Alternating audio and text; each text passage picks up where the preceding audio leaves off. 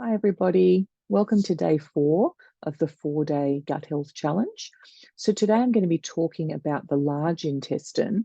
Um, this is the final stage of digestion that I'll be talking about. So proper digestion in the large intestine is vital for maintaining a healthy gut environment. It's also vital for regular bowel movements, for water absorption, for nutrient synthesis, and most importantly, I would say, for optimal gut microbiome function. So the large intestine is where the majority of this gut microbiome that we hear about is based, right, in the large intestine or the colon. So what are my 3 tips for improving digestion in the large intestine and therefore overall gut health? The first one would be to think about your diet.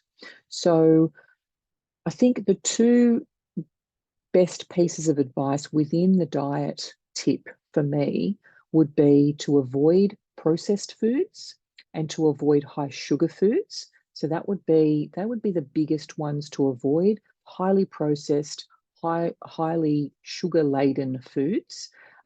So both of these types of foods can really promote the growth of harmful bacteria in the gut, which obviously then leads to imbalances in the gut microbiome, which we call dysbiosis. And the other part of it, in terms of what you should eat, that's what you shouldn't eat. What you should eat is really just a wide variety of whole, nutrient dense foods, okay, because they support a diverse and healthy gut microbiome. And so you want to focus on the things. I think that they're fairly obvious: lots of fruit and veg, whole grains that without gluten, so non-glutinous whole grains, lean proteins, healthy fats, and even fermented foods, which I'll talk about more in a second. So that's kind of what you should and shouldn't eat. Obviously, like I said in the previous video, you need to figure out what your trigger foods are and remove them. But overall, whole, nutrient dense foods, avoid processed and high sugar foods. Okay, so the second tip is to directly support the microbiome. So there is a few ways that we can do this. The first one is to consider probiotic therapy. So probiotics are beneficial bacteria that we consume either via supplements or food, and they can help to improve gut health and aid digestion in the large intestine. So, the probiotics in food, you can get them in fermented foods, like some yogurts have them. Kefir, the milk, I would get coconut milk. Kimchi, sauerkraut, anything like that that's fermented will have probiotics. And then you can also supplement. So I would definitely suggest getting a high quality practitioner only brand of probiotics to make sure that they're good quality. But you can get a variety of different types. You really need, I think, to talk to a practitioner to figure out what would be best in this situation, in your particular situation.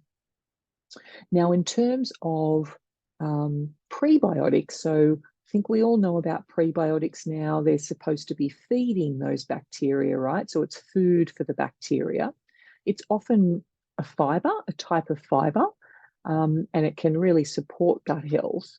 There is a bit of contention about how effective prebiotic supplements are, but I think prebiotic foods, I'm all for eating prebiotic foods. So that can be things like onions and garlic if you can tolerate them, asparagus, bananas, sweet potato. So all of those things are high in this kind of prebiotic fiber. So eating some of those every day can be really helpful in feeding that gut bacteria. The other one is to avoid unnecessary antibiotics. So obviously, in certain situations, you do need antibiotics. So I'm not at all suggesting that you shouldn't take them in those circumstances, but don't just take them willy-nilly for a cold or a flu when they're really unnecessary. Okay. So, they can really disrupt the balance of the gut microbiome. They can contribute to dysbiosis. And so if you do need to take them, you should also consider taking a probiotic supplement after completing the course of antibiotics so that you can help restore that balance in the gut. And the last one that I want to mention, the last tip is to get enough sleep. So a lack of sleep has been shown to really contribute to imbalances in the gut microbiome. And so you really want to think about, appropriate sleep hygiene. What are you doing immediately before bed? Make sure you're getting off the screens at least an hour before bed. Um, make sure you don't have bright lights on at home at night. Make sure you're getting lots of morning sun to set your circadian rhythm. Make sure your bedroom has no electronics and is quite dark and cool. So there's lots of things you can do to help with that, that sleep hygiene and that great sleep.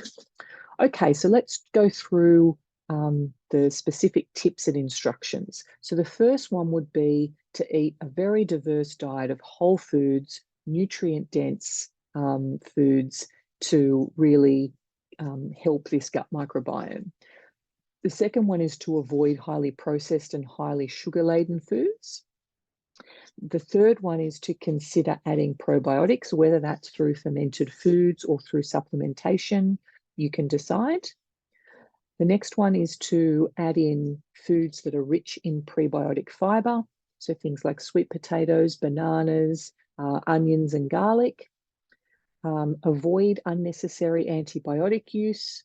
So you need to really think about when it is necessary. Talk to your healthcare practitioner, obviously, to open up a dialogue to figure that out in each circumstance.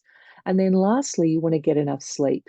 So most people need kind of 7 to 8 hours of quality sleep per night to help support this healthy gut microbiome.